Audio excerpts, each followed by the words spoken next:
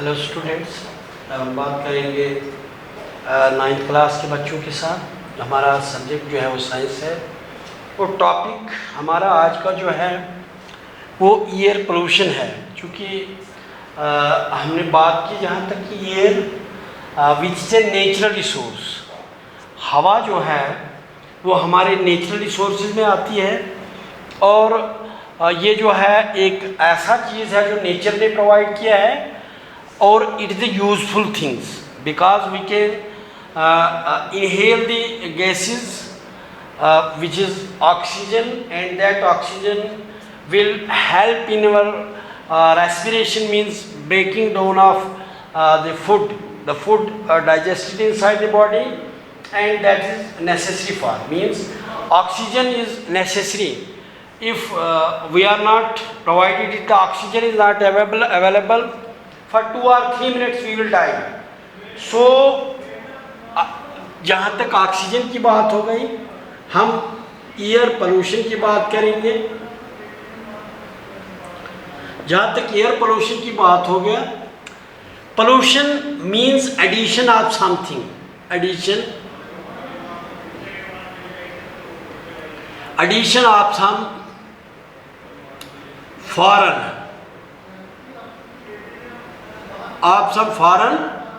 Particle, addition to pure thing. Suppose हम बात करेंगे कि एयर पोल्यूशन, एयर तो है, पोल्यूशन मीन्स जब इस हवा में किसी चीज़ का एडिशन हो जाएगा। एडिशन कैसे होगा, हम बात करेंगे कि सपोज हम पानी की बात करेंगे, हमारा पानी का एक गिलास है और दिस इज फिल्ड विद, एक पानी का एक गिलास ऑफ वाटर, तो अब इस वाटर में जो है हम ऐड कर देंगे 1 ग्राम ऑफ डस्ट, तो इसमें हमने डस्ट कर दिया। एक सिंगल ग्राम, थोड़ा सा इसमें हमने एडिशन कर दिया, तो इसका कलर नंबर 1 चेंज हो जाएगा, इसका टेस्ट जो है वो चेंज हो जाएगा, कलर, टेस्ट, इसका कहीं चीज़ में हम और मिलाएंगे, इसकी स्मेल चेंज हो जाती है। Means when there is a pure substance and we will add something to pure substance. Suppose there is a glass of water and we can add a dust particles, means 1 or 2 grams of dust particle. एक साफ गिलास में आप पानी एक भरा हुआ साफ गिलास है, add a dust particle, it means it can change its color. जो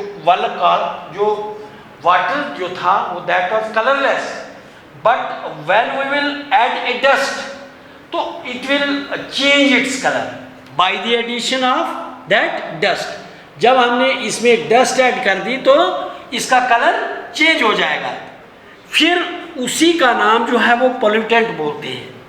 when there is a addition of some foreign particles, तो सिमिलरली हमने हवा की बात कही थी, तो हम कैसे कह सकते हैं, suppose this time we are in this room, हम इस वक्त इस कमरे में हैं। जिस तरह से हमने देखा कि पानी के गिलास में हमने डिश या एक कलर कोई सा डाल दीजिए, आप रेड कलर डाल दीजिए, वो इस पानी को वो जो है कलर चेंज कर देंगे। नाउ एक एक्टिविटी कीजिए, व्हाट इज एक्टिविटी, या कैसे है, how can we verify that foreign या additional things are present in air। तो जैसे हमने एटमॉस्फेयर की बात की थी, तो हमने वहाँ पे बोला था कि हमारा एटमॉस्फेयर जो है it is a mixture of different gases. There is a nitrogen, there is a oxygen, there is nitrogen, there is oxygen, there is carbon dioxide, there is argon, there are so many other gases. There is a dust particles and water vapors. तो हमने prove कर दिया था. How can we prove और verify? हमने prove किया कि water vapors are there. Once we can put ice in a glass of water and we can put that glass of water on a table for few minutes, and after some time we can see that we can touch the glass and we can see that the water droplets are there on the outer surface of the glass. अगर suppose इस गिलास में हमने ice रखा तो इसको साफ करके हमने इसे अनडिस्टर्ब्ड उधर रख लिया 10 मिनट के लिए, तो हम कुछ वक्त के बाद we will see and observe that water droplets are present on the outer surface of this glass. It is why because water vapors in the atmosphere can be condensed due to the low temperature. Once ice is there and ice freeze when the temperature is below 0 degree centigrade, and if we can talk of the ice in a glass, when the ice is in a glass, it means the temperature in a glass is less than 0 degree centigrade, and when the temperature is less than 0 centigrade, it means the glass in which there is ice, the temperature of that glass outside is also 0 degree or 1 degree. It means when the temperature is very low on the outer surface of the glass, and those water vapors which are present in the atmosphere, and those vapor from the atmosphere go, they are in a continuous motion because air moves. We will in a different, tomorrow we will discuss that how air moves. Otherwise air is which is a non-living organism, which is a non-living things, but we have discussed that non-living things cannot move from one place to another. Then what about the air, which is a non-living, and this air can move? We can call that wind blows, and winds we can call winds are the moving air. Then what is the logic behind the movement of the this year? आपको समझाऊंगा मैं कि अगर हवा जो है, हवा non living thing है और नॉन लिविंग थिंग जो है वो चलते नहीं है, लेकिन हवा जो itself which is a non living, and how this air can move from one place to another. There is a real logic behind this. We cannot discuss this time that, but today हम एक activity करेंगे. Activity में how can we verify that there are some additional thing, there are some foreign particles in the air जो हमारी है, day by day the pollutants are increased in the atmosphere in every field, whether it is a water, what are the natural resources, the human beings are deteriorating their conditions, means pollutants are added or increased day by day due to the human activities. It is a human who is responsible for this pollution. Air pollution is concerned. First of all we will discuss, हम थोड़ा सा इस पे discuss करेंगे, how can we demonstrate that these foreign particles are present in the air, the presence of dust particle in the air. How can we verify the presence of dust particles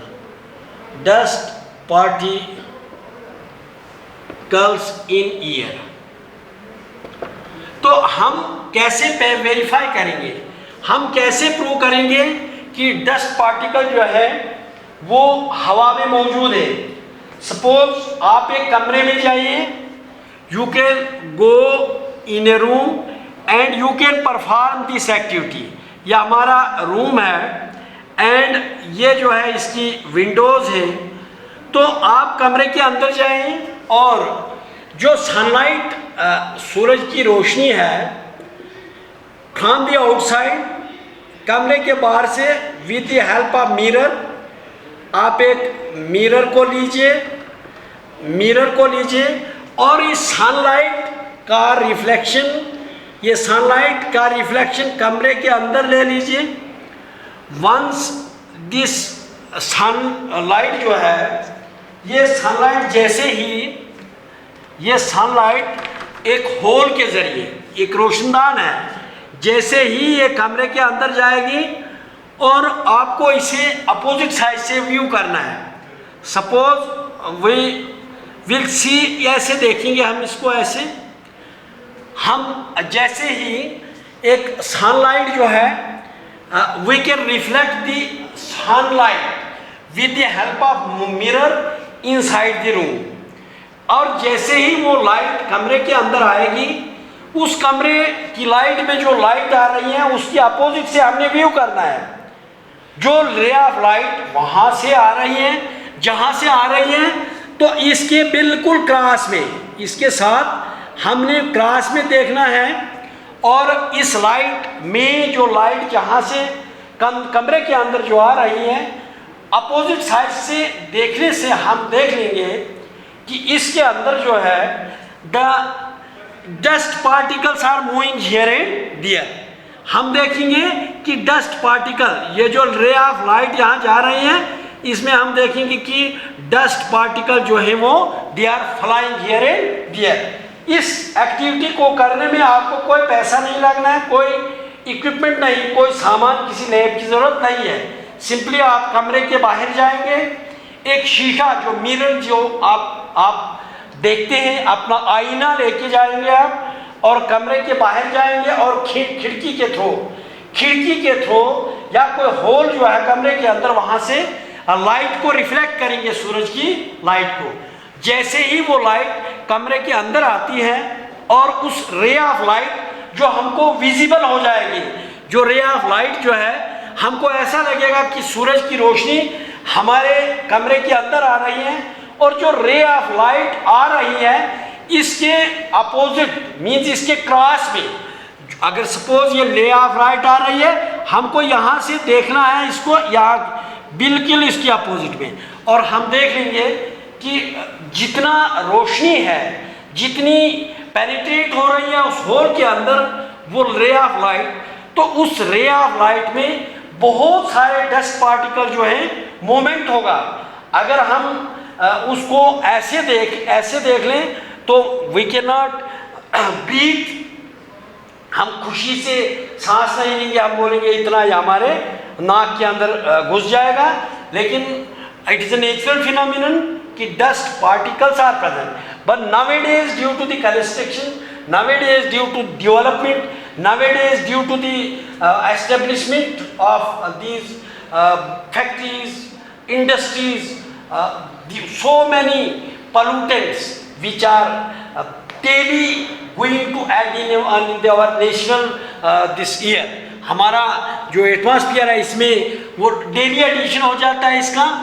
जैसे हमने बात की थी कि वो जहाज़ जो वहाँ से श्रीनगर तक भरता है और 70 मिलियन टन से ज़्यादा गैसेस का अखराज करता है, वो 70 मिलियन टन कहीं ना कहीं हमारे इंडिया के अंदर जो है वो पोल्यूटेंट्स, क्योंकि उसके अंदर फ्यूल जो जलता है उसके अंदर कुछ पोल्यूटेंट्स होते हैं, वो पोल्यूटेंट्स जो है वो एडिशन करते हैं पोल्यूशन का, मींस पोल्यूटेंट्स का लेवल जो है वो इंक्रीज करते हैं कहीं ना कहीं। और चूंकि इसकी कोई बाउंड्रीज नहीं है तो वो जो पोल्यूशन जो है एक कंट्री से दूसरी कंट्री में भी जा सकती है और इसका एक यूनिवर्सल सिस्टम हो जाता है। तो हम बात करें जैसे एयर पोल्यूशन के काजेज क्या क्या हैं।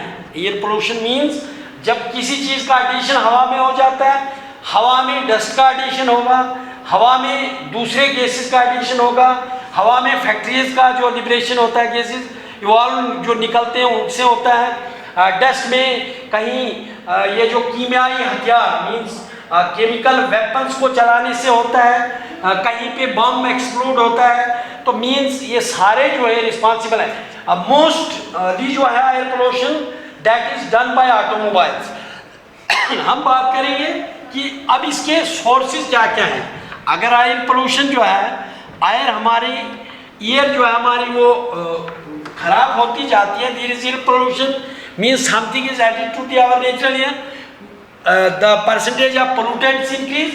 Now what are the factors or causes?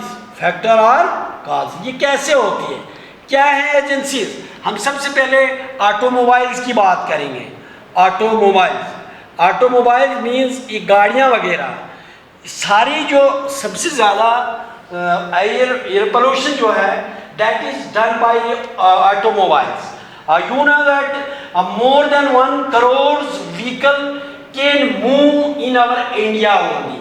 1 crore से भी ज़्यादा गाड़ियाँ हमारी इंडिया में चलती हैं। Suppose 1 crore vehicles can liberate 1 crore litre of carbon या पोल्यूटेंट्स। हम बात करेंगे कि सपोज अदरवाइज तो 1 करोड़ से ज़्यादा है। ये जो इसकी जो गिनती हुई थी, इसकी सेंसस हुई थी कि कितनी गाड़ियाँ चलती है, तो 5 साल पहले का रिकॉर्ड है कि there are more than 1 crore vehicles which can move in our India. अगर हम मान के चले कि 1 ही करोड़ अभी भी है, 1 करोड़ गाड़ियाँ हमारी इंडिया में मूव करती हैं और 1 करोड़ गाड़ियाँ सिर्फ 1 लीटर धुआं छोड़ती हैं, तो it means in our India 1 crore kilo या 1 करोड़ पाउंड जो है वो ईयर पोल्यूटेंट्स का एडिशन होता है हमारे नॉर्मल ईयर में। चूँकि इसकी बाउंड्रीज वास्ट है, इनके लिए बाउंड्रीज इधर ही नहीं रुकता है, इधर बिखर जाता है। अदरवाइज ये जो हमारे ये जो है बहुत ज़्यादा इवन कि हम आज भी हम देखते हैं without mask individual can not take movement in the cities like Delhi, Madras, Bombay, they can use mask. जो मास्क हम यहाँ पे आज कोविड-19 के लिए ले रहे हैं, हम देखते हैं आए दिन कि इन बिग सिटीज़, जो बड़ी बड़ी सिटीज़ हमारी इंडिया की हैं, वहाँ पे आपको प्योर एयर नहीं मिलेगी। इवन इतना धुंधला, इतने स्मोक बन जाता है, इतना पोल्यूशन की वजह से हवा में आलूदगी है कि हमारी रेलें जो हैं वो जो हैं लेट हो जाती हैं। हमारे जो जहाज़ जो हैं, हमारे जहाज़ जो हैं वो लैंड नहीं कर सकते या टेक ऑफ नहीं कर सकते। मीन्स कहीं न कहीं पे हम रिस्पॉन्सिबल है। क्योंकि ऑटोमोबाइल की जहाँ तक बात है, अगर एक घर में 4 लोग हैं तो 4 लोगों के पास 4 गाड़ियाँ हैं। उनके लिए बेटर था कि अगर हम इसको कैसे रिड्यूस कर सकते हैं, हमें अल्टरनेट करना है इसका। आइदर हमको we have to install the absorbents in our automobiles unless and until the government will not take step to install the absorbent in the vehicles so that that can be collected inside the engine ही में उसको लिया जाए। Otherwise this is a big problem. Then comes factories. तो factories का जहाँ तक सवाल है कि हम मुल्क को ताकतवर बनाने के लिए बहुत सारी फैक्ट्रीज का इंस्टॉल करना बहुत ज़रूरी है। क्योंकि as is the economy so is the country. जिस तरह से हमारी प्रोडक्शन है, हम कितना प्रोड्यूस करते हैं प्रोडक्ट, हमें क्या लगने वाली चीज़ें हम उनको कैसे प्रोड्यूस करते हैं, फिर उसमें जो है naturally we have to install the factories. एक आदमी चूँकि मैनुअल पावर जो है द इंडिया जिसकी पॉपुलेशन बहुत ज़्यादा है and resources are least, resources हमारे कम हैं। Now what we have to use many factories, many industries so that the needs, the necessities, the basic conditions of our population may be fulfilled. So we have to install the factories and industries. But as far as the air pollution is concerned, when there are many factories and industry, ultimately the carbon monoxide and other toxicant gases can be liberated as a result of the installation of the factories and the industry. So either directly or indirectly we can say that there is addition of some intoxicant, means some harmful gases in the atmosphere due to the installation of factories and industries which are installed for producing the goods, for the products, so that the needs of the peoples may be fulfilled. But along with that, they can evolve, they can produces the gases, they can produce the pollutants which can deteriorate or contaminate the air quality. जो हमारी air quality है उसको कहीं न कहीं वो नुकसान पहुंचाते हैं, and that air will not remain fit for the breathing purposes for the people. So the installation of factories and industries is another cause. एक फैक्टर ये भी है. फिर देन कम्स जो हमारे वेपन्स, हमारे बड़े बड़े एटॉमिक सेंटर्स बनाए जाते हैं, और ये एटॉमिक सेंटर जो है, atomic centre which is meant for the production of the chemical weapons, कहीं पे बम्बू का बनाना, ये बनाना, इससे भी जो है कहीं पे न्यूक्लियर फ्यूजन होता है, कहीं पे न्यूक्लियर फिजन होता है. या तो हम जहाँ तक दवाइयों की बात करेंगे, हम पॉइजन्स फैक्ट्री की बात करेंगे, हम दूसरी चीज़ों की बात करेंगे जो डायरेक्टली जो है जिनसे गैसेस का इवाल्व होना निकलता है, गैसेस निकलते हैं और they are added to the our natural environment for which are responsible for deteriorating or for the air pollution. वो जो एडिशन करते हैं इसके लिए.